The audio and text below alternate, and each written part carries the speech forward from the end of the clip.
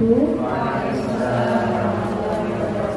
Yang terhormat Bapak Dr. Finusi Tamam Syaifuddin MSI selaku Ketua Yayasan Pondok Pesantren Modern Al-Fatimah Bojonegoro, yang kami hormati Ustazah Tuti Mariani selaku Kepala SMP Plus Al-Fatimah Bojonegoro, serta rekan-rekan Ustazah yang insya Allah dirahmati Allah. Puji syukur kita aturkan kepada Allah Subhanahu wa Ta'ala, karena berkat rahmat-Nya lah kita dapat berkumpul di sini dalam keadaan sehat walafiat untuk melaksanakan acara penguatan komunitas belajar. Salawat serta salam tak lupa kita ucapkan kepada junjungan kita Nabi Muhammad Sallallahu Alaihi Wasallam yang telah membawa kita dari zaman jahiliyah menuju zaman yang Islamiyah yang kini Islam. Untuk acara yang pertama, yakni langsung saja kita menuju ke acara inti, materi tentang diseminasi numerasi yang akan disampaikan langsung oleh Ustazah Tuti Mariani MPD kepada beliau. Assalamualaikum warahmatullahi wabarakatuh. Yang saya hormati tentu saja Bapak Ketua Yayasan Pondok Pesantren Modern Al-Fatimah, Bapak Dr. Finusi Tamam Syaifuddin MSI, serta ustaz-ustazah semuanya yang selalu berada dalam lindungan Allah SWT. Jadi pada pagi hari ini kita memang melaksanakan kegiatan yang sekiranya insya Allah akan bermanfaat untuk kita. Saya sudah sempat menyampaikan apa yang saya dapatkan ketika saya kemarin short course di Jakarta, microcredential numerasi itu. Sudah saya share sedikit sekali kepada panjenengan, namun karena waktu yang memang kurang lama, jadi mungkin sudah agak lupa juga. Nah, ini perlu saya kuatkan lagi terkait numerasi ini. Kenapa kita kok harus menguatkan numerasi lagi? Ini alasannya gitu, satu saja. Jadi ini adalah raport mutu pendidikan SMP Plus Al-Fatimah tahun 2023. Nah, ini hasilnya. Dibandingkan tahun 2022, iklim kebinekaan SMP Plus Al-Fatimah Bojonegoro mengalami peningkatan paling tinggi di antara indikator lain. Jadi yang paling tinggi adalah iklim kebinekaan, di mana tahun lalu itu sepertinya paling rendah karena anak-anak merasa satu gender, satu agama, sehingga iklim kebinekaannya kurang terbangun. Alhamdulillah tahun ini kita bisa meningkatkan secara luar biasa. Namun ini ada penandanya. Meski demikian, nah ini artinya berlawanan. Kalau yang tadi kan bagusnya, maka meski demikian ini yang jeleknya. Kemampuan numerasi adalah indikator dengan pencapaian terendah, yang salah satunya disebabkan oleh rendahnya kompetensi pada domain aljabar. Nah, salah satu contoh untuk perbaiki hal ini adalah peningkatan kompetensi GTK dan kebijakan yang menunjang kemampuan numerasi pada domain aljabar. Nah, dari sini sudah terlihat ya, jadi rapor pendidikan kita yang paling rendah itu ada pada numerasi. Itu apa?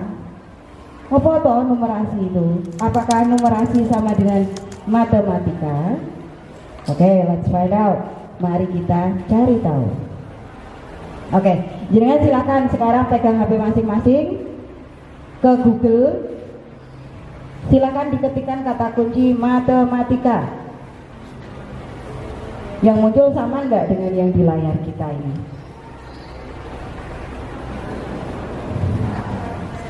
Matematika. Yang muncul apa saja? Sama bukan? Sama. Angka, kemudian rumus. Kok kayaknya ruwet gitu ya? Oke. Sekarang ganti kata kuncinya. Oke. Numerasi.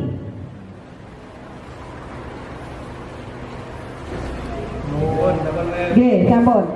Keluarnya sama? Mirip? Oke, mirip. Alhamdulillah, berarti benar Google-nya. Oke, nah kira-kira ada perbedaan atau tidak antara matematika dengan numerasi? Beda. bedanya kira-kira apa nggih? Lebih rumit matematika karena tadi blundut-blundut itu ya. Kalau numerasi sepertinya berwarna-warni, menyenangkan kayaknya loh ya. Oke, next. Jadi pada kertas ini saya kasih kertas kecil saja ya, karena hutan kita banyak yang terbakar. Kertas, tuliskan apa yang jenengan yakini terkait definisi matematika dan numerasi. Oh, numerasi seperti ini. Sekarang coba kita definisikan berdasarkan feeling kita. Matematika itu seperti apa? Numerasi itu seperti apa?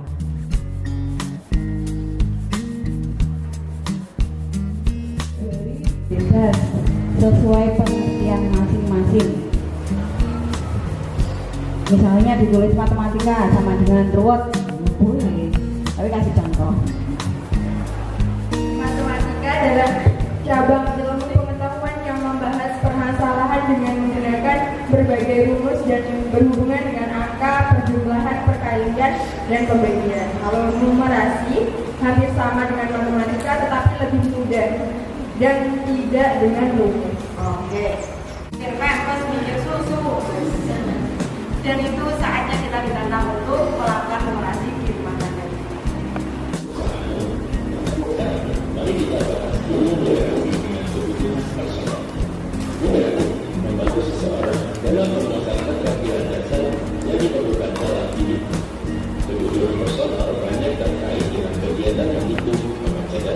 Daripada tiang, berarti saya harus menggunakan strategi untuk memecahkan masalah saya, bagaimana agar tidak besar kakak daripada tiang.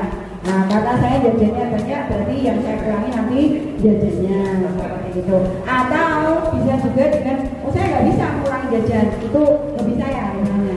Berarti saya harus mencari